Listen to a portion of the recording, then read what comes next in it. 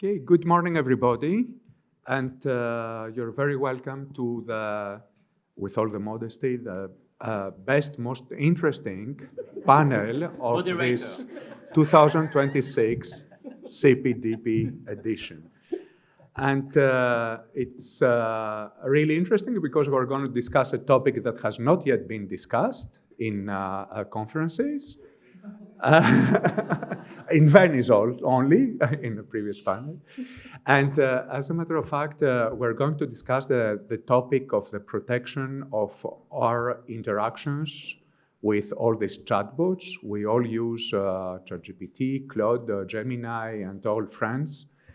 And the big question is what happens with this data, with all our interactions, which can get very, very private because we have the habit of considering ChatGPT like a buddy and telling to ChatGPT, not only using it for our work and our business, but also telling to ChatGPT things that sometimes we wouldn't tell to our wife or husband, we wouldn't tell to our mother or to a good friend. Because the interface invites this confidentiality and this privacy. You don't have a human judgment. If you say something to a friend, something that shocking, you'll have some kind of human reaction that might restrain you. But when you're talking to ChatGPT, it's just you and the interface there. And with a lot of empathy, ChatGPT will give you advice in order to resolve a problem in your work, to resolve a problem in your relation with your wife, to resolve an anxiety that you have. For instance, OpenAI informed us a few months ago that more than 230 million people use ChatGPT for advice on health issues every week. 230 million, and it just keeps growing. And probably a lot of you have asked questions about your own health or the health of problems of your family. And this is sensitive data, isn't it? Article 9 data. How many interactions we have about Article 9 data with all these chatbots every week? And the chair, ai-regulation.com, I invite you to go to our website where we have been working on AI regulation issues since 2019.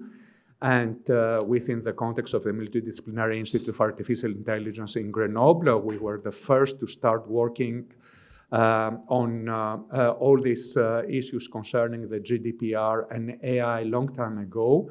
And since last September, I undertook an entirely crazy project.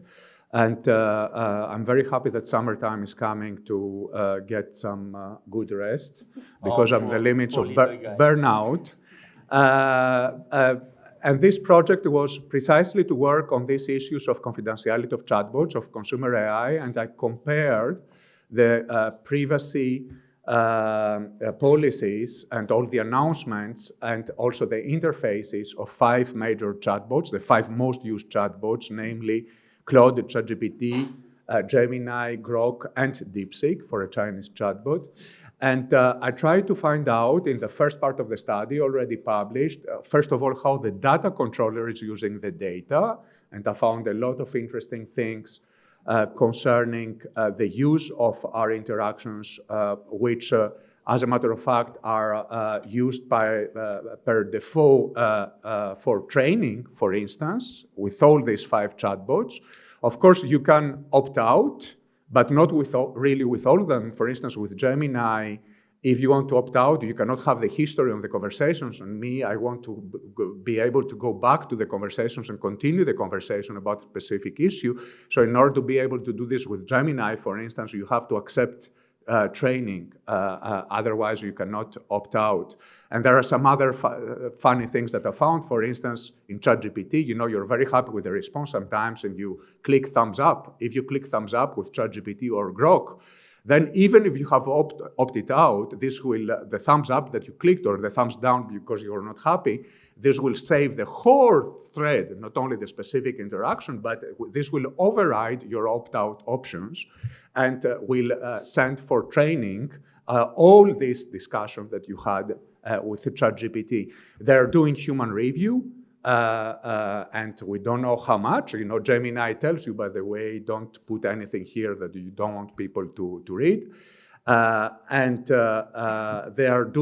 starting to do monetization. ChatGPT introduced advertising in the United States, and this will come to Europe also at a certain moment.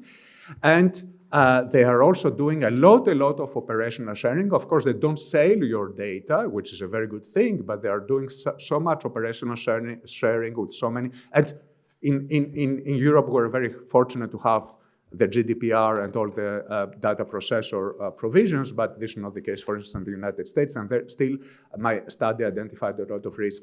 And the second part of the study, and this will be the topic today, is how third parties can access your data. So I started with the data controllers, and the second part of the study will be published in a few days, beginning of June. I hope the 2 of June, I will be able to publish the second part. It's 100 pages long, so good luck with it, reading it, and good luck for me for finishing it. And there are 4 parts in this study. The first is proactive disclosures of consumer chatbot logs with by the data controllers themselves. For instance, when OpenAI detects that somebody is asking how to make a bomb, for instance, we're going to give specific examples, they will detect this and they will inform law enforcement. Okay, they're doing moderation, exactly the kind of moderation that we find, for instance, for social media, but this time for entirely private and confidential inner thoughts, not for things that we have posted publicly on social media, but to have exactly the same setting. And you will see there are a lot of huge questions concerning these proactive disclosures, either to law enforcement or to inform, for instance, if somebody asks questions about suicide. And there are a lot of lawsuits for billions of dollars against OpenAI and other AI companies in the United States right now, as you will see, concerning these issues, because some people think that these companies failed in their mission to detect either violent discussions about violent actions or suicide, self-harm, etc.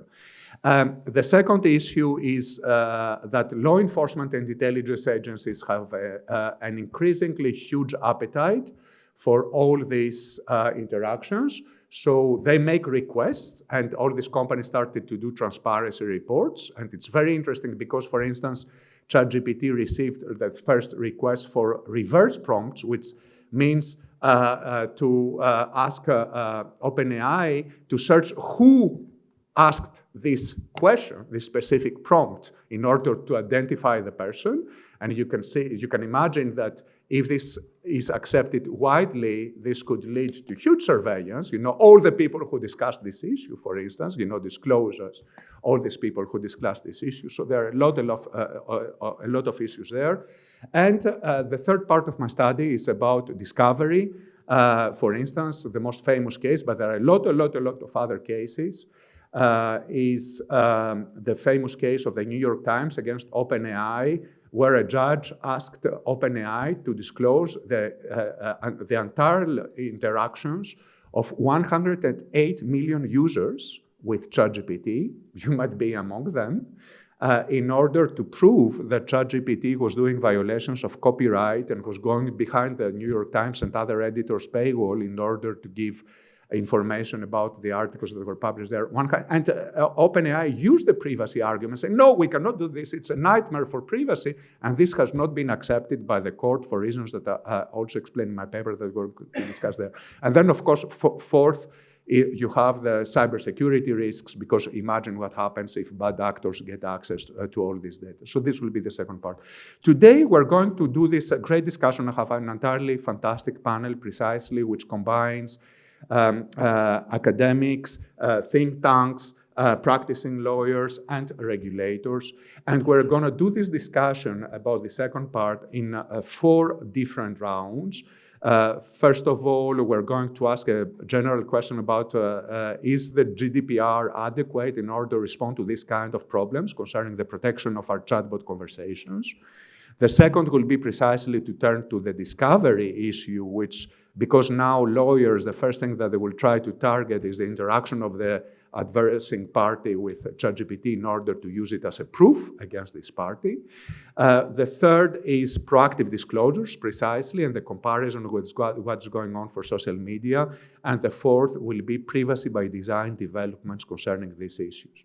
Without wasting any more time, I want to start with the first issue, which is a general question before even presenting the problems, which is the issue of, is the GDPR really adequate in order to respond to these concerns, to protect our very intimate conversations about health issues, legal worries, family difficulties, emotional distress that we have with ChatGPT. And precisely, I would like to turn first of all to the regulator, and especially regulator.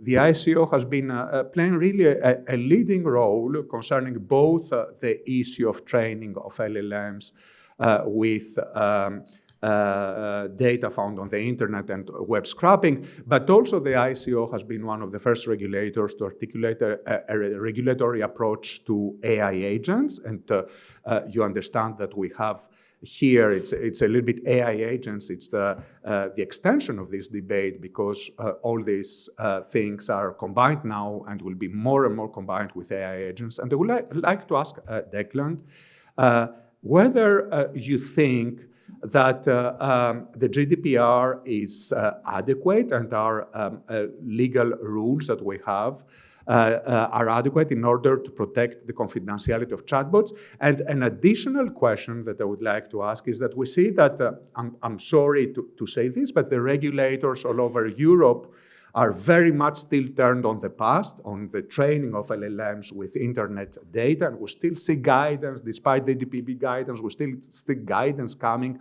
which is very important, of course, but this has been done. But I have seen no guidance, no guidelines by any kind of regulator, DPA in Europe concerning this issue, which is for me the elephant in the room, and which is the protection of our interactions with ChatGPT and all the other bots. So I would like to ask you, how do you see all these questions from the ICO point of view, especially in relation with the AI agents regulation? Thanks, Theodore. Good morning, everyone. Nice to see you all this morning. So the immediate answer to the question of adequacy is yes. The fundamentals are already there. Data protection law already applies to chatbot interactions, including where special category data is processed. I'll just start here with the fundamentals. The GDPR is, of course, technology neutral, but it does cover the AI lifecycle from training, as we've already discussed, all the way through to deployment and monitoring, including the collection of users' prompts, including special category data that they may input. So this has always been the case. Generative AI, the LLMs, etc., that chatbots are based on, amplifies those risks in practice. There's a scale, obviously, but users, as we say, may disclose sensitive data, especially when using the service informally. They might not realize, for example, whether or not this service is appropriate or not to be disclosing information to. Purposes for their processing, such as model improvement, can be vague in the terms of service, which again poses another risk to data subjects. That's a point I'd like to return to actually about the context of deployment, which I'll come to in a second. And retention and reuse may also be poorly misunderstood by consumers, particularly younger consumers, for example, who may be less aware or more naive, for example, about how their personal data is used. So the ICO's position has been clear that compliance must be demonstrated in practice, not just described in policies. That's the key things that we would really like to see here with the use of chatbots, and it's something that we put lots of emphasis on in our engagements with organizations. Existing requirements remain across the board. There is, in some sense, nothing special about AI and chatbots. Lawfulness, fairness, transparency, data minimization, purpose limitation, all of the key principles all still apply. As I said, we continue to engage with major AI developers and monitor developments. So, for example, when a new product enters the market, we will be engaging with that organization. And we provide extensive guidance and support through our different services that we provide. For example, our regulatory sandbox. I was just talking to Jan before about sandboxes. So at the moment, the ICO has a children's AI toy in its sandbox, which has a chatbot embedded in it. This is a perfect example, I think, of how the ICO can engage on issues around sensitive data and LLMs and chatbots in a forward-thinking environment like a sandbox. We also coordinate extensively with other regulators in the AI regulation space, especially in the UK, where we have a number of regulators whose remit overlaps with GDPR. For example, the MHRA, that's the medical devices regulator in the UK. And this is a really important point, I think, about cross-regulatory engagement on this issue and adequacy of the UK GDPR and where focus should be on things like chatbots. Because when we talk about chatbots, we can be talking about a whole swathe of different deployments, different products, if you're thinking in AI Act terms, but also different purposes and transparency requirements and expectations. So for example, a fun general purpose chatbot designed to, I don't know, create some poetry, right? The stakes there may be fairly low. There may be a lower expectation that a user is going to provide special category data, so you want to think about that in proportional terms. If you've got a chatbot that's been used explicitly to collect health data, let's say a health provider has deployed a chatbot, it's taken a chatbot and it's fine-tuned it and it has deployed it in a context, that raises a whole other set of expectations and norms and requirements that you need to take into account. And I think that's a really important thing for a regulator and for other organizations to think through when we talk about chatbots. In what context and type of deployment are we actually talking about here? Because I think that will really help focus into your question about what should be the next major topic, who should focus, where should the focus be? I think it's difficult for any regulator to think of chatbots in the whole. Let's just regulate chatbots in the whole. I think we need to be much more targeted and specific about where the risks and where the harms may be and in what contexts as well. On that point, of course, one of the things that the ICO is interested and required to do, as instructed to us by Parliament, is to produce a code of practice on AI and automated decision-making to give organisations clear and practical guidance on how to use AI and ADM responsibly under data protection law. Now, again, building on that in terms of our regulatory focus at the ICO, one of the things that we are considering turning our attention to this year is the personalisation aspects of consumer-facing AI. Now, you can quite clearly see the link there between chatbots and personalisation. I think that the personalisation point is a really thematically important focus for a regulator, not only because of it connects us to these questions of confidentiality, the things that people are sharing with chatbots, but also that sort of ongoing relationship that people have with a chatbot over time. When we think of disclosing confidential information, we may think of this as like a one-off risk. Oh, I accidentally shared some health data. What happens to that health data now that it's being used to, I don't know, it's gone into the system. It's not quite clear how it's being used to train a model, for example. What are the safeguards? Should there be detections for this? But actually, I think there's a really important longitudinal perspective that we need to take through the question of personalization, which is, over time, what can a system infer or even profile about an individual as they consistently share information with themselves over time? And that again links to the context question. Certain chatbots are quite generic, right? And this might be that instance where you kind of accidentally share or unintentionally share some personal information about yourself that you didn't mean to. Whereas some chatbots are quite explicitly designed in many ways for you to continually share information about yourself, right? AI companions, for example, are a clear example of that, where you form almost a kind of pseudo-social relationship with a chatbot over time. And I think that raises even more complex kind of questions and considerations that we need to take into account, which can point to, and I'll just finish here, some of the it changes the nature of the risks and the harms.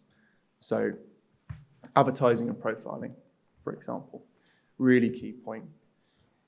It needs to be extremely clear to individuals how their information is being used, how their chat histories are being used, if they're being used, for advertising and profiling.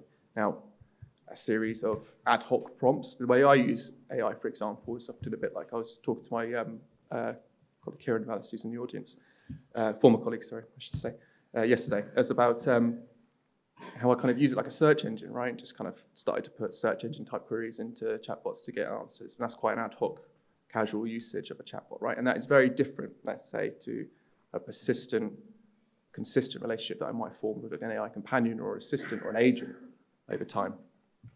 And that creates a different body or data set about an individual. So that's a key thing. And also as Theodore was saying, the complexity of processes and vendors as well. Who are we sharing this information with? This goes back to the context. If I have a general purpose chatbot that I'm engaging with, maybe that the arena, let's say, of controllers and processes in there is a bit broader and a little bit less constrained, right? Because it can be used for advertising purposes, etc. If an AI chatbot is deployed in a very specific context, like a healthcare setting, not only is it more likely that the range of controllers will be much more restricted and limited by nature of that context, who you could share data with, but also other regulations will be in place as well to protect the information that an individual is sharing and the way that chatbot is being used as well, what kinds of things it can say back. So that just sets, I think, hopefully, sets the floor, sets a few issues to come out. There's much more we could talk about, but yeah, extremely interesting. Thanks for giving us a little bit a view of your work. Just one very quick question. When you're saying that you will focus on personalization aspects of AI, do you envision to do guidelines or a report, or specifically it's a general framework of work and then you Yeah, I mean, we're still scoping that work out at the moment, but it's certainly something that's in discussion around what we should focus on for the next year. But like most of the work that we do as a regulator, we try to be as transparent as possible about the work that we've done, so a report is always likely. Okay, and I will turn to Jan about the same issue, because Jan combines a double, let's say, experience, which is you were running the CNIL Secretariat exactly in the years where data protection law was implemented around Europe. And now you're advising as a lawyer major technological and not only providers from a law firm. And I would like to ask you, do you have the feeling with this double experience, formerly as regulator, now as advisor, as a lawyer, that the GDPR is enough? What would be the most important, relevant articles of the GDPR you see there? And do you really have the feeling that something is missing, even if it is eventually an interpretative work in order to apply all these GDPR provisions in this specific field? Thanks, Theodore, and thanks for inviting me. I'll start with the last question you have. Is there something missing? No, I don't believe that in the EU there's a legal vacuum anywhere. We don't need 3 more regulations? Yeah. I mean, it's like a tsunami coming. I mean, I don't remember all the acronyms, etc. So I think we're kind of, it's so well said and so well known that we kind of over-regulate. So there's nothing missing. There's no legal vacuum. They try to offer other things. I mean, even specialists like myself are lost in regulations sometimes. So no, I don't think there's something missing. Maybe one thing though, because you've touched upon that, is under the GDPR, there's no framework for experimentation. There's no framework for sandbox. I work for the sandbox, the ICO sandbox. I was at the initiative of that. And it still remains legally very complex because you have no derogation legal framework to experiment. So that may be something missing, but it's not a saver of assets. It's more a framework for experimental and innovation. But aside from that, which provision? I think the GDPR is quite robust, because, as you say, it's tech neutral, which is a major difference with the AI Act. I think the AI Act is now under revision, under the omnibus. It's still not implemented. It's already under revision. And why is that? Because it had some very technical, specific provision inside that are already obsolete or can be very quickly obsolete. So the approach of being technology neutral is much more wise and relevant, especially in fast-moving technology landscape, rather than having specific targeted. And this is why I don't think we should regulate anything on chatbot. I think the framework is quite relevant. So that said, I would say, you say which provision work the most and provide the best protection? I would say from a user perspective first, and then from a company perspective. From a user perspective, the key thing is transparency. GDPR is very, demanding on that, and you have these notices, etc. So if the transparency is well done, the user can understand. So that's a very legal answer. That's a lawyer's answer, a very comfortable one.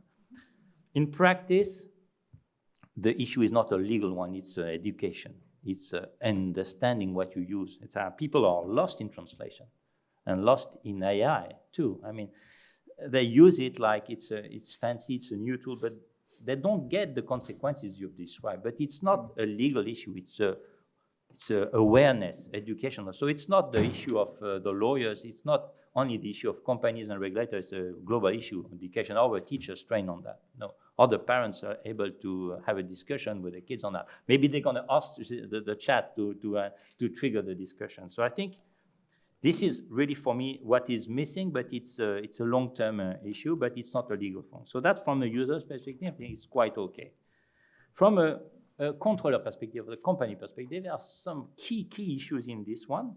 We've touched upon that. It's going to be illegal, but the legal basis for that. If you process sensitive data, what's the legal? It's quite narrow under the GDPR. There's some derogation under one of the omnibus discussed, but still.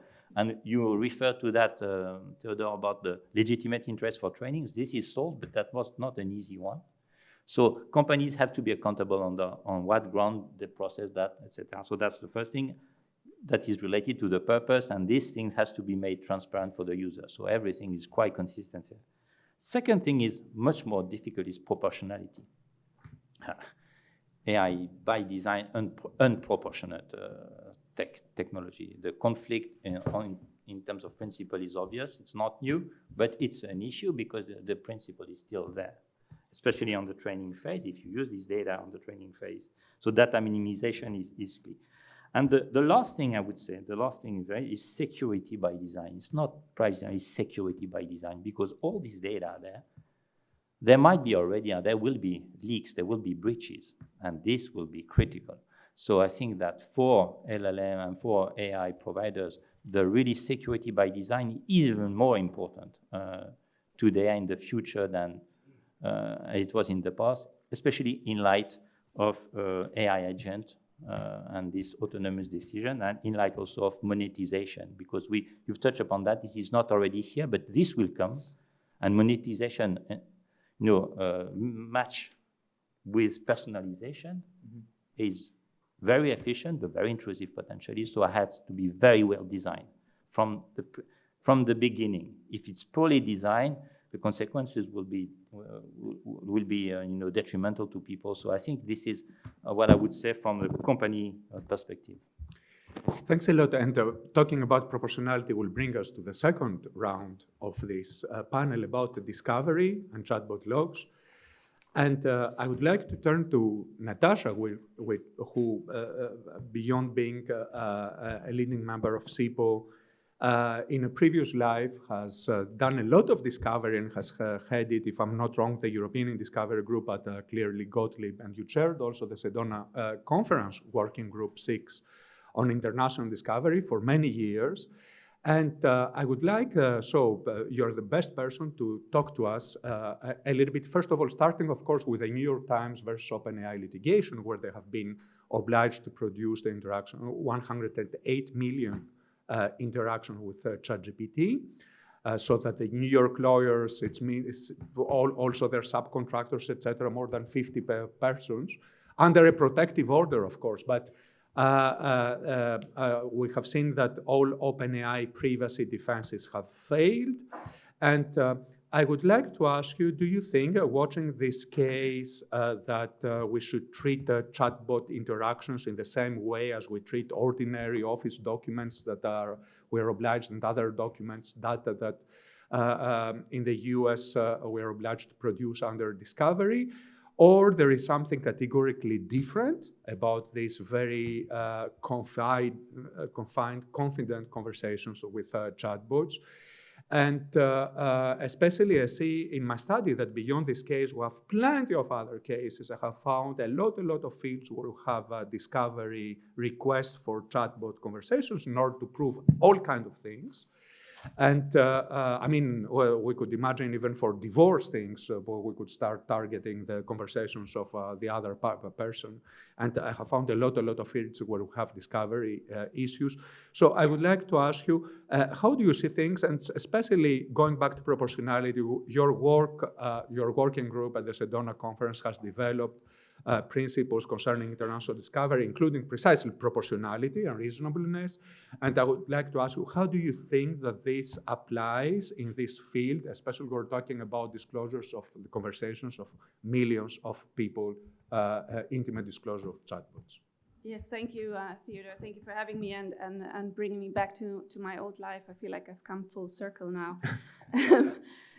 So indeed, I did spend a lot of time on these kinds of questions of discoverability of data from foreign jurisdictions, specifically to the US, and I drafted some expert opinions on some of these questions in very large matters. And from a US civil procedure perspective, the discovery doctrine, we've talked a lot about tech neutrality. The discovery doctrine is also tech neutral. So if a party possesses information that is relevant and, as you say, proportionate to the needs of the case and outside of legal privilege, courts generally would expect that you preserve and then produce that information. And the distinction is not specifically, is it office documents, so things that happen in the course of business, versus is it, chats, as we say, but more, do you have custody and control over the data? So is the defendant in a position to hand the data over? And I want to be quite clear here that this is not a question of, this is US courts having jurisdictions over specifically US companies, because they will assert their jurisdiction also over EU headquartered companies. For example, Canadian courts, that we've seen another case against a French cloud provider recently where discovery requests were made. And we've seen, in my practice, I've seen this a lot. So the jurisdiction there isn't specifically because it's a US-based company, but do you do business in the US? Do you have a banking license there, or these kinds of, so I want to be very clear that this is not an issue that's specific to certain kinds of companies. But coming back to your distinction of office data versus chatbot data, you could say, and I have actually said that in many cases, that email communications, for instance, of employees, of thousands and thousands of employees that are sometimes at stake in these cases.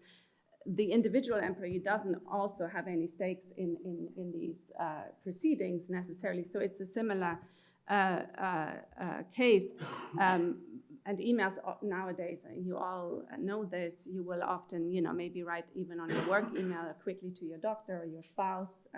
There might be quite intimate information in there, which also is, in scope for discovery. But I think what makes chatbot logs different is scale, for one, and then the nature of disclosure, because the predominant use of these chatbots is that it is quasi-confident, that it is not something that is necessarily, the content of it is not something that is necessarily in scope for the case itself. The information contained therein, because, and you said this earlier as well, these are things that are intimate conversations. It's not something that somebody posted on a social media, public post, for example. So when courts order production of these hundreds of millions of chatbot conversations that involve users who are complete strangers to the underlying dispute, I think the proportionality doctrine that you mentioned, which requires that discovery is proportionate to the needs of the case under the Federal Rule of Civil Procedure, should, in my view, also account for the privacy interests of third parties whose disclosures were never made with any realistic expectations of them being, part of a US litigation, for example. And so within the Sedona conference and within my working group 6 there, we have long been advocating that discovery should be reasonable and proportionate and take the rights that are bestowed to individual users in their home jurisdiction into consideration. And we worked very early on with the Article 29 Working Party to raise awareness of this issue, because discoverability, it's something that is foreign to most of our jurisdictions. And so it's not something that is maybe very well known, that this is something that could happen to your data as well. And so if you look at old Article 29 Working Party papers and go all the way back to 2009, there's Working Party paper 158 that deals specifically with issues of data transfers in civil discovery in US cases. This is the Sedona conference kicked this off, and you will find us there in a footnote somewhere, where we made the data protection authorities aware of this and tried to come to positive ways of trying to deal with this. And so this was adopted by the guidance on Article 49 as well by the EDPB. So we have a chain of evidence there, if you will. And so we, in Working Group 6 at the Sedona Conference, we developed these, what we call the international litigation principles that outline ways for courts and litigants to navigate data protection rights and interests of third parties in conflicts with foreign legal obligations. So that data minimization, for instance, is looked at and trying to find less intrusive ways to produce the data. And so these concepts should apply in this case as well. So before compelling production at scale, courts should, in the view of the Sedona Conference and in my view, of course, see whether the requested data is genuinely necessary to resolve the issue and dispute. Can the same evidentiary objective be achieved through narrow sampling or aggregation or with anonymized data? What protections exist for uninvolved users? Have less privacy invasive methods been exhausted? And what retention and deletion practices should be put in place? And at Sedona, and there are some other conferences that look at these issues as well, like the Georgetown Law Advanced E-Discovery Institute, and then also the International Data Law Forum. We spent a lot of time and efforts talking specifically also to the US bench, so the courts, to judges, and try to educate them about the issue that, European data protection is real. It's not a means to try and hide the ball or try and hide documents, but here are our legal issues in play. This is what we need to do over here, and to move the needle there, so to speak. And I think we have some movement. Peter may disagree, but over time, courts, I think, have become more sophisticated about the privacy implications. And we see this starting, for instance, in mobile phones, location data, or personal communication, and maybe we will start to see this now also in the context of chatbots. Thanks a lot. And precisely, I will turn to Peter as the US lawyer here, because in this case, I don't know, Natasha, if you have ever heard of a case of discovery which involves 108 million users. I think it's really unique, such a scale. I don't know, but you know better. But I would like to ask you, because there was a protective order here, and the data must be produced with a lot of protections, including pseudonymization. And you know that in Europe, we have a huge debate ongoing between the distinction concerning pseudonymization and anonymization, which might be very difficult to achieve because of all the information that we give in these interactions. And I would like to ask you, do you think that this protective order is enough in order to protect, for instance, if our own interactions are part of this block? And more generally, what do you think, taking into consideration all these discovery cases, the other discovery cases that start to appear here and there, what should be watching for next? not only the case itself from New York Times, but in more general in the wave of discovery battles that this order is likely to inspire. Well, thank you, Theodore, and I'm glad to be the token American here, trying to explain the very different litigation system in the United States. And I'll tell a story in a moment about protective orders. But to begin, the idea in the American system is that the two sides are trying to litigate and to get to justice. And so if there's information that's relevant to the jury or relevant to the judge, there ought to be a mechanism to find the relevant information, and that will lead to justice. And that's the idea of why America has these discovery rules. It's the opposite of data minimization. If there is relevance, then the other party should have access to it in order to find justice and make its case. So a very different starting point. And the story for protective orders is this. I was a junior lawyer in my first 6 months of being a lawyer, and we were in a big case where there was a room about the size of this room full of documents. You remember those things, paper that used to exist? And I had 6 paralegals, and I was a brand new lawyer, and the 7 of us were supposed to read all the documents and find the key numbers that would help the natural gas pricing dispute that we were involved in. And then a few weeks in, it turned out some of the paralegals had taken some notes out of the room.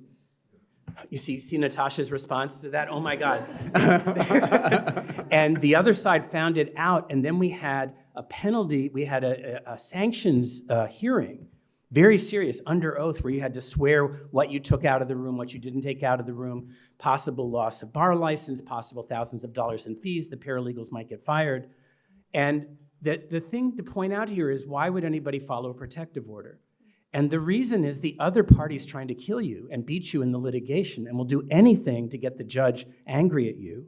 And so if they find the minute violation of protective order, then Peter Swire, 3 months after being a lawyer, is worrying about his bar license. This is a very different perspective on protective orders than to think that these are just pretend orders. It was I can remember my heart beating very fast as we went through this. Okay, I don't want to say it's always perfect or all this, but the level of intensity around a protective order, and you gasped when I said it, about the notes being taken out. So I think that's a view about protective orders that's different than you would have if you haven't had the painful experience before. That said, 108 million people's records, because the plaintiff was trying to show there was a systematic violation of copyright across millions and millions of articles, and it was relevant to proving the copyright practices. So for an American lawyer, it's normal to have this discoverable. And Natasha's nodding again. To other people who start with data protection, is unimaginable 100 million people's records would be looked at. Right, okay, yeah. And so I offer this just as a perspective of what's different. Now, going forward, you can hope that there would be many mechanisms, such as the proportionality mechanisms that Natasha had. I think there's possibility to come up with standards for anonymization. We have standards for anonymization and de-identification in HIPAA. But I think in the US courts, this difference in approach will mean very broad relevance unless something very significant changes. Thanks a lot. And precisely after the US, let me turn very quickly for a brief answer to Jan. As a European lawyer, do you think that something similar could happen with a European court? Could the French, German, or Italian court, for instance, in all this, we have plenty of copyright disputes also with editors who have attacked OpenAI and other of these companies, European creators of content.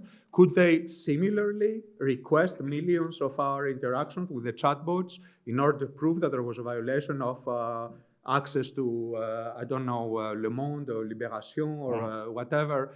And what would be the role of the GDPR precisely as a kind of blocking statute for such Don't say that. No, it's not. We spend a lot of time telling US judges that the GDPR is not a blocking statute. No, thanks, Theodore. As Peter just said, I mean, the legal framework is completely different in the EU, in the continent in general, because the roles of the judges and the roles of the parties are different. As you say, under US regime, and correct me if I'm wrong, the parties are in charge of the investigation and the gathering evidence, and if they think that this million data is necessary, they're going to order and they're going to ask for it, and vice versa. And in Europe, the role of the judge is more under what, it's a difficult word to say in English, it's inquisitorial regime, that the investigation is in the hands of the judge. So the judge will be seized by parties, and one party may say, listen, I need this data, and the judge will order the communication of this data, but it will be much more narrow. It won't be a fishing expedition like this one. It will be, can be broad, but it will be more narrow. And the judge will, that's the duty of a judge under Article 6 of the CHR, the right to have a fair trial. The judge will balance conflicting rights. That's his daily job. Privacy versus what is necessary for the manifestation of the truth, protecting trade secrets versus privacy. The judge will find the solution, but it will be a very case-specific one. And to take one of your examples, Theodore, on a divorce case, maybe the private chat will be asked to be disclosed, yeah. But on an employer-employee litigation, likely not, you see. So, and it will work like that. And the GDPR applies to the judiciary. It's true that the proportionality principle applies to the judiciary, but with an important caveat, I think that the right to search for evidence, to have the relevant evidence that are necessary for the case prevails. Like the lex generalis is a GDPR, but the lex specialis, that is the role of the judge to find evidence necessary for the case, will prevail on that. So it applies, but it cannot block the need for the judge to ask for the communication or the disclosure of the data if the judge believes it is necessary for the solution of the case. So it's a different mindset, I would say. Can I just throw a geeky spanner in that a little bit? So for one, in the UK, there is the concept of disclosure, which is not quite as broad as discovery in the US, but it's related because it's a related legal concept. But then also under the there's a US federal statute, 1782, that does allow litigants to legal proceedings outside the US to appeal to a US court to seek discovery. So technically, there is a way in, and the Stoner Conference is publishing a paper on that. It's not as as widely known for one, and also more complicated. But technically, there are possibilities to obtain discovery also in Europe. Yeah, but that will it's go not through inherent in our the legal Hague system. Convention in that case, Indeed. and the judge will apply EU. I know that, but Yeah. it's new. We are not Yeah. isolated in the EU from the US. But it's like 120 volts, 220. It's like there must be a transformator in between, and that's the role of the judge.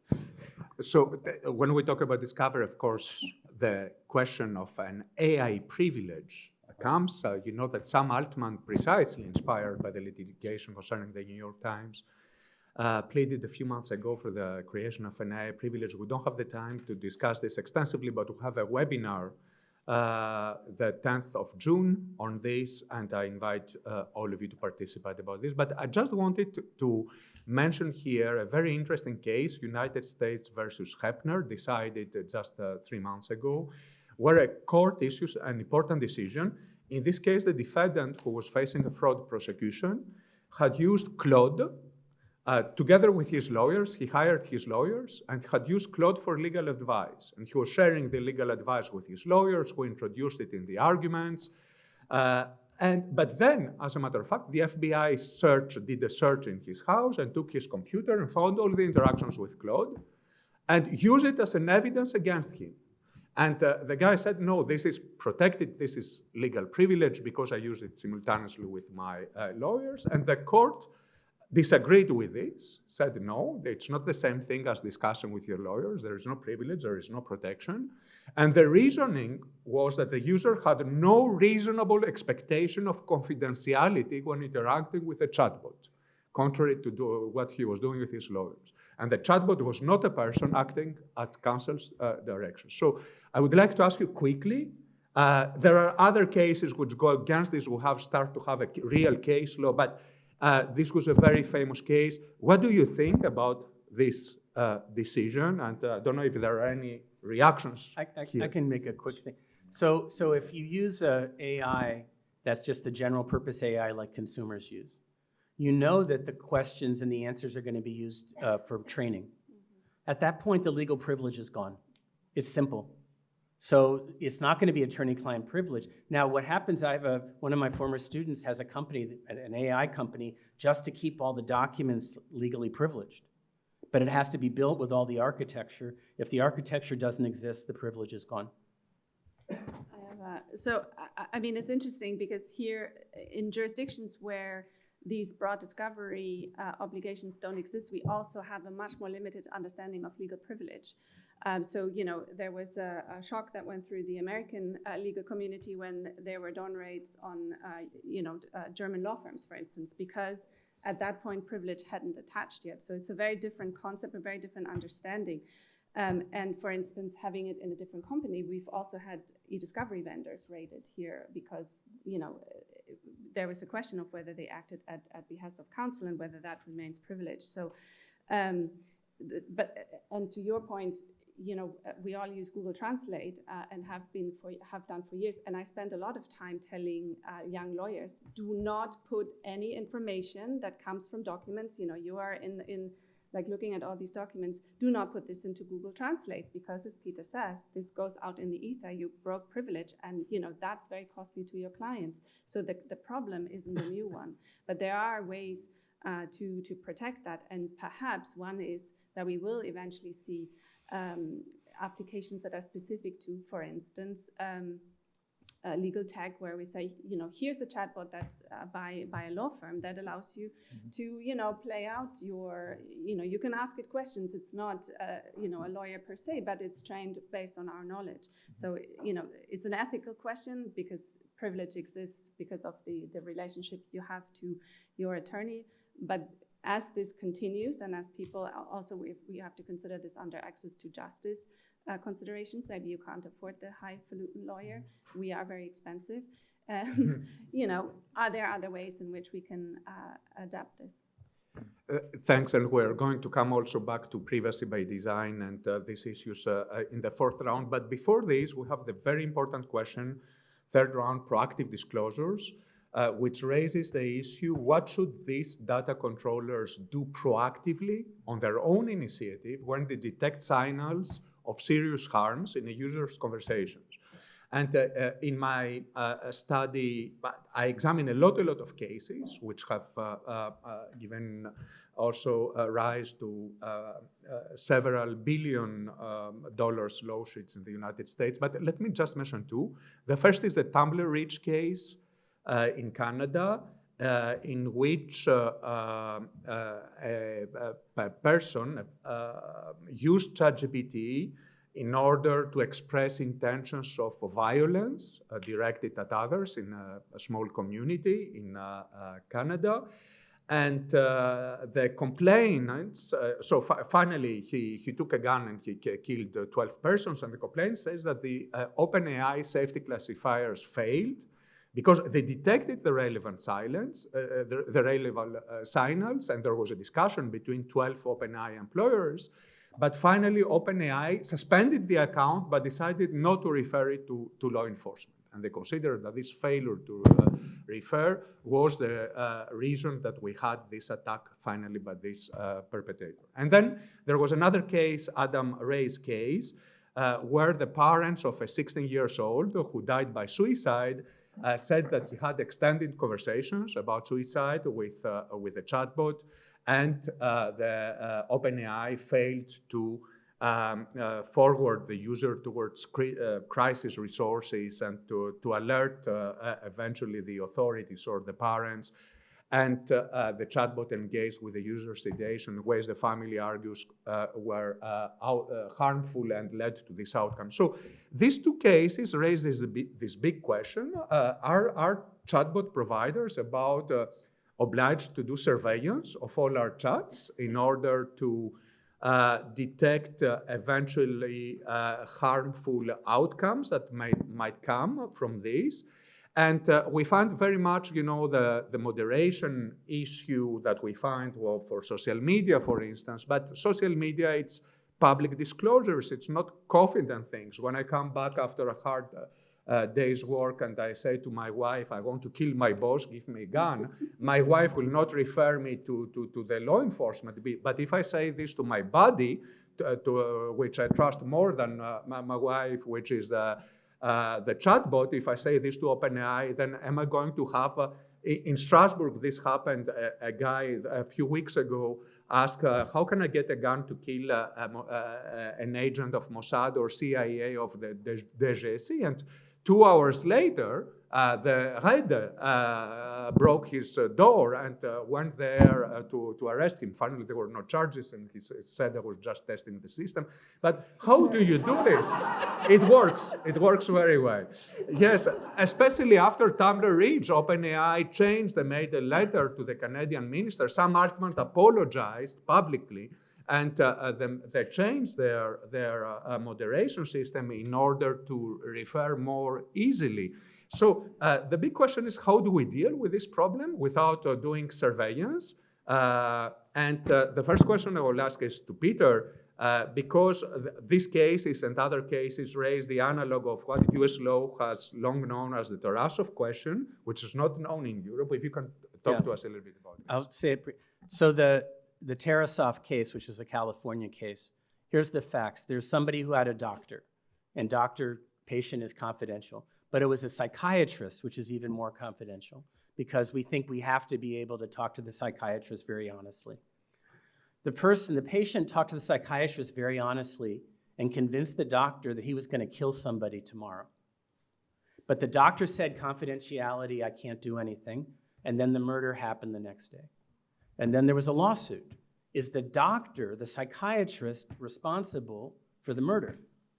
And the answer in US law was yes.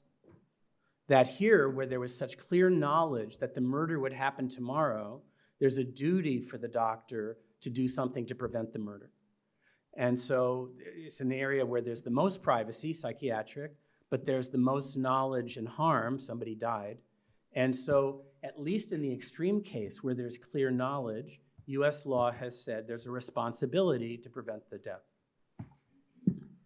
Jan, if a company precisely comes and asks you for advice, how they should fix their safety classifiers, how they should respond when they detect signals of imminent harm to the users themselves or suicide or a third party, what would you advise? And is the answer different, you think, under European law and US law? And especially, what would be your instinct in your advice? Is it going to be intervene and refer in order to protect the others, or it would be keep your distance, respect user autonomy and privacy, and try to be careful before referring? Well, that's a tricky question. And for once, I have to be humble. Now, there's a thin line because all the cases you mentioned they're tragic. People die or people get murdered. So it's very difficult. But the European legal framework ends up kind of the same solution that Peter has just described, but with a different rationale. First, as you said, Theodore, under EU law, it's forbidden to have, under the CEG case law, to have constant, massive, indiscriminate data collection that would lead to massive surveillance. It's well established. It was like the digital rights was the very first ruling. Then you have Telesphère 2, and then you have La Quadrature du Net. Several, ruling from the ECG that say you can't have under EU law. You don't have because it's not possible under a democratic regime. And why is that? You've got interesting recitals in this decision that said that because if we do that, people will have the impression that life is there under constant surveillance and they would change their behavior. So it's really what makes the difference between between the democratic regime and a more, I would say, intrusive one. And this is why under EU law you have a liability exemption for digital platforms. They are not held liable for the content they host, etc. So if they become aware, this is why it's very close to what Peter said. If they become aware of an infringement of a risk of a crime, they are obliged to inform the law enforcement. The notion is if they become aware that somebody, somewhere, third-party notifiers, whistleblowers will inform them and then they notify. But there is no proactive, massive duty to make surveillance. And this is, the relevant legal framework under the EU law is the DSA under Article 18. I can read it. It's very interesting. It's very short, the first paragraph. When the provider of a hosting service become aware of an information giving rise to a suspicion that a criminal offense involving a threat to the life or safety of a person or person has taken place or is taking place or is likely to take place, it shall promptly inform the law enforcement. You've got everything here. The legal European regime is summarized in this sentence. If you become aware and there's immediate or likely threat, in your case, your duty to notify. The question for chatbots, which is an open question, is do chatbots fall into the category of a hosting service provider under the DSL regime? And this is a question that is still open. It's not solved. There was a public consultation by the EU Commission that was closed in January this year. We're still waiting, to the best of my knowledge, for the result of that. But that's the core, because is a chatbot provider, falling within the scope of Article 18 or not? It's not settled, and that triggers the entire legal regime of being aware and notifying. I can confirm this, and for my study I have a discussion on this, and I have asked a lot of mothers and fathers of the DSA who are unable to tell me if chatbots are covered by Article 18. They said it's an open question. But if I turn to you, Declan, of course this moderation of content, etc., is not under the ICO's lab, but on the other hand, we do have in the GDPR, we have all these emergency disclosures for years, and the providers are always using Article 6.1d and the vital interest, for instance, exception under the GDPR and other exceptions. But how should the privacy regulator think about the balance precisely between user confidentiality and the prevention of serious harm? And the problem is also, you see, it's interesting because the more they will do moderation in order to be responsible and avoid liability, the more they will be intrusive, these companies. And the more they will have knowledge also and will have eventually liability. While if they do less moderation, probably they will have less knowledge, it will be hard to prove, and it will be more privacy also friendly. How a regulator would see this? Thank you. I'll answer the question on the face of it, and then I'll question the premise of the question and the situation a little bit as well. So concepts such as legal privilege, confidentiality, they are, as we've already covered, they're traditionally linked to regulated professions like psychiatry, therapy, healthcare settings, teachers, all those kinds of settings, where restrictions on disclosure are kind of widely accepted as necessary to enable the safe and effective provision of services, and there's often a clear line that the practitioner will sort of understand where a disclosure is necessary. At present, chatbots, as Jans is saying, this is an emergent area of the law, right, of regulation. They're not regulated in a comparable way to trusted professionals like lawyers or doctors. So AI providers typically, they warn users that their outputs may be incorrect or hallucinated, for example, things about health. And they don't directly assume responsibility for the advice given, and they warn users as well of the possibility of third-party disclosures. So if you're using a chatbot in a certain way, you might find that you've already covered, that information is disclosed to an authority, or you may get a kind of pop-up that says maybe you should try and use this service, right? You can refer yourself based on what you've said to us. So it's difficult to justify giving everyday consumer AI tools the same confidentiality protection as professional advice, for all the reasons that we've just kind of covered on the panel as well. And in addition to that, the scale. Right? A professional is often seeing maybe a dozen people at most a day, right? It's quite a personal, direct setting, right? So it's quite a bit easier to sort of manage that relationship. Whereas the chatbot is, as we've already covered, like hundreds of millions of people a day inputting this kind of advice. So, the point around moderation and scale is difficult. Now, just on the face of it, I've already said GDPR is an appropriate tool. From a regulatory perspective, high standards of transparency are really key. We've covered Jan. Being really clear with the user about how their data is used based on the best available legal knowledge and situation that we have around how these tools should be, or how the tool providers should be using things like Article 6.1d. And also, what kind of safeguards that are in place as well. So if we find that someone is disclosing information, is that the point where the tool needs to be designed in a way to be able to refer people off before a kind of conversation escalates, right? or even stop a conversation. Those are kind of challenges we need to address. But to just think about this a different way, what is the problem that we're trying to solve here? Are we trying to solve the problem of hundreds of millions of people using chatbots like healthcare providers, like therapists, like education providers? Or do we need to sort of understand and challenge that situation in the first place? It's highly unusual in human history that we have the situation where people are using a chatbot to have intimate conversations about their mental health or interpersonal relationships, because throughout human history has always been done in quite tight-knit community-based settings, right? If you had a mental health issue or a interpersonal issue that was affecting you, in most of human history, we're going to speak to someone in your community, like an education provider, a teacher, a parent, or something like that. So we need to look at it through that lens as well, and kind of question the premise a little bit. And this is where it's really important, I think, the point Tasha was raising about if you can design a chatbot that's actually embedded, let's say, in a controllership environment like a lawyer, and it's quite clear that this chatbot is provided by the law firm. Maybe this is actually all a question, not necessarily that needs to be focused on the chatbots, but actually this is a deployment question. This is an adoption question, right?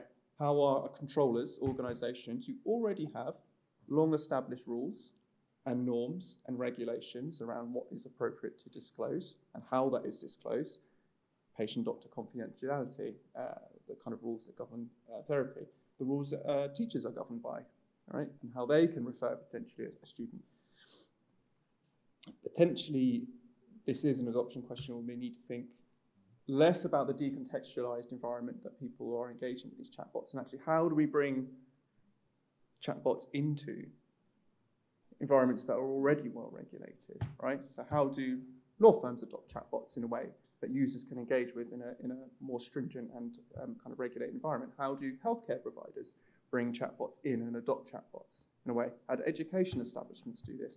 How do you establish norms within the family around the relationship between a parent and a child, or a parent and a young person, around their use of AI? How is that information disclosed, right? In the same way that we've had for a long time.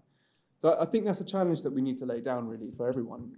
It's a societal question, isn't it? About how do we adopt these chatbots into, let's say, controllership environments, organization environments where things are a little bit clearer, because it's a very big, challenging question to ask. How does a massive global company with so many other responsibilities take on all of the responsibilities that would typically be associated with teachers, with healthcare providers, with therapists? How do you deal with that? I think that's another way to look at this question, actually. How can we encourage adoption into those settings and get people using those tools in those environments? Natasha, very quickly, as I want to move to the privacy by design and some very important developments. Yeah. I just wanted to ask you, because CEPOL is following all these questions for years, do you have the feeling that it's what we're talking about, proactive disclosures, it's all the wine in new bottles? Is it the same or for social media moderation? Or precisely the depth of the disclosure in confidential conversations with a chatbot, which is very different from any kind of public statements that we are prepared to make in social media, introduce genuinely new considerations, and how do you think that industry should deal with this? Thank you, Theodore. Super easy question, that. I think there are many parallels. 30 seconds. I can speak very fast. There are many obvious parallels, I think, between this debate and the content moderation question. And it's, we all feel this discussion as well. You're like, of course they should disclose it, all these people. And they're like, wait a minute, but that is also my communications that would be monitored, right? That is an ethical question, but it's one, I think Declan put this very well, that how do we look at this in our own context? I think very clearly there are parallels to the CSAM discussion, for instance, right? But I don't think that it is necessarily just old wine in new bottles. you already alluded to, the way people use this. It's very different from public, disclosures, for instance, on their, whatever X feed or what have you. These are communications. This is another level. I think that we need to look at. And so, just to boil this down, I think. We have we are stuck between two things. Either we have this constant monitoring, as you say, or it's hands off. These are the two extremes, and we report after the fact. Or if we have clear ideas, and that's not easy to do with machines, because there will be, if we follow one model, there will be over reporting to a large degree, many false positives, because also the AI doesn't distinguish between, is this joking around, or is this, are these people serious? Unlike the doctor, for instance, who has a much better concept of that, hopefully also due to their training. So I think what we see now, this risk-based governance model, similar to trust and safety systems, that are adapted to the conversational nature of AI, that have clear escalation frameworks and ensure that the people who are, in fact, being pinged when there are keywords that raise concerns, have training similar to that of a doctor to say, wait a minute, that sounds more, there has to be that human in the loop, I think.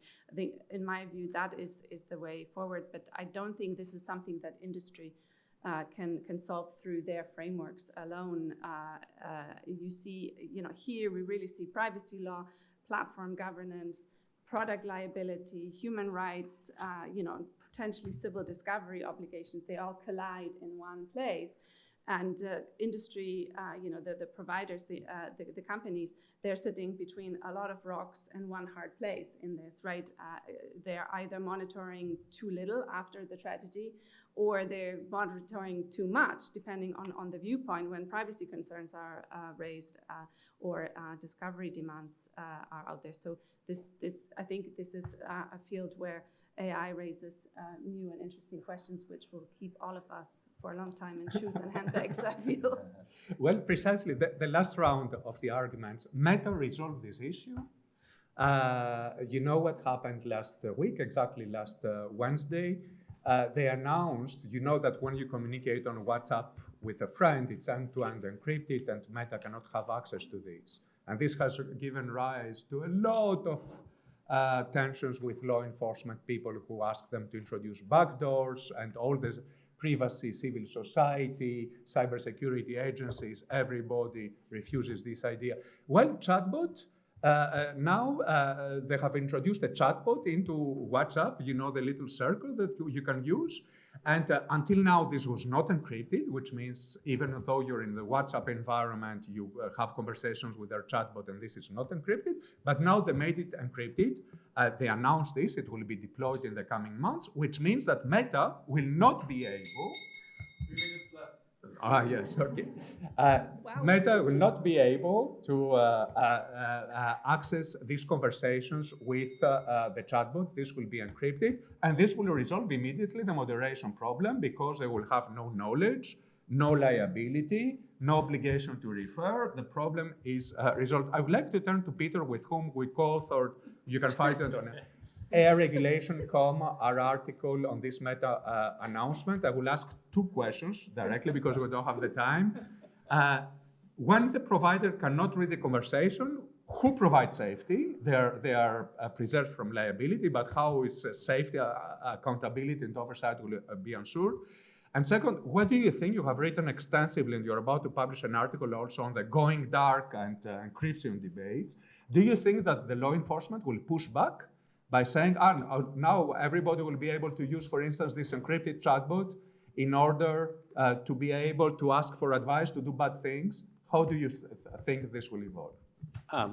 In very short things. So the first thing is, there's no duty to do massive surveillance. And I think Jan said a version of this. And so if the technique is to have end-to-end encryption and the company doesn't know about it, there's no duty on the company to break end-to-end encryption. That's the first thing. The second thing is, and just as a thought for you, and I'm writing a new article on this also, that AI companies are subject to litigation in the United States, very different from all the software companies for the last 30 years. So many software companies are social media, which has user-generated content. There's a law in the US called Section 230 that says social media companies don't get sued. And many companies have written software and then the software get hacked, but they don't have to pay. AI doesn't have the same defenses because they're directly providing the service. And so the US tort system, the US litigation system, is beginning to become the biggest regulator in the United States for this. It's common law, it's messy, it's case by case, it's imperfect, but it might be the place where the most pressure comes from accountability. And I think that's something people haven't really understood very well up until now. This is very interesting because we often say there is no AI regulation in the United States, but all these cases we're talking about are going on in the United States and Canada, and we'll have a huge case law. Declan, when you see what Meta did, are you happy as a regulator? Our conversations will be protected? Yes, no. OpenAI also introduced the privacy filter. How do you feel about encrypted chats with Meta AI? This is going to be, thankfully short for time, this is going to be a very diplomatic answer. So on privacy enhancing technologies, we have long supported the adoption and use of privacy enhancing technologies. We've done a lot of work. It's all available on our website. We have guidance. We've never really been in the business of endorsing specific privacy enhancing technologies or tools. So no comment on the Meta point, but of course, generally speaking, we are supportive of the use of privacy enhancing technologies to ensure privacy by design. Sorry, that is the most diplomatic answer, I'm afraid. I do try to be interesting most of the time. But... Thanks a lot. Then I will turn to Natasha to ask her. Do you think that this is something that other chatbot providers might follow? Not for everything, eventually, because there is an obligation of safety. But do you think, for instance, I don't know, for some kind of conversations about legal, we will resolve the problem? We can have a tag on ChatGPT Health, encrypted, or at least the recognitor chats. We already have them there, but there is data retention, there is human review. This can become encrypted also. Do you think that there is some interest in developing this kind of privacy-enhancing technologies? So, I mean, that's speculation from my side, but I mean, for one, I think maybe Meta was also motivated by the fact that it does sit within an end-to-end encrypted system already. So there was a user expectation around confidentiality. And so there was an incentive to make sure that this carries through. And that's different for other standalone providers, I think. And also, you know, this dark mode, as you pointed out, comes with some trade-offs in terms of training and what data you can use, et cetera, because they do not have access to this. But I think this could create a demand on the market side. I mean, that's how markets are driven, right? Where consumers learn about the possibilities and say, listen, why don't we have this, for instance, in ChatGPT? Why can't I do this, that, and the other? And so maybe that is a development we will see coming. A lot of things to discuss, but unfortunately, One last word. The last word for you. The last one, I think that shows that trust by design should be the new notion. I think it's not security, it's not privacy, it's trust. Trust by design, I believe, is the new kind of, the new frontier, and maybe the new standard, upcoming new standard. Well, let's finish with this. Thanks to all, and the conversation will continue. Thank you.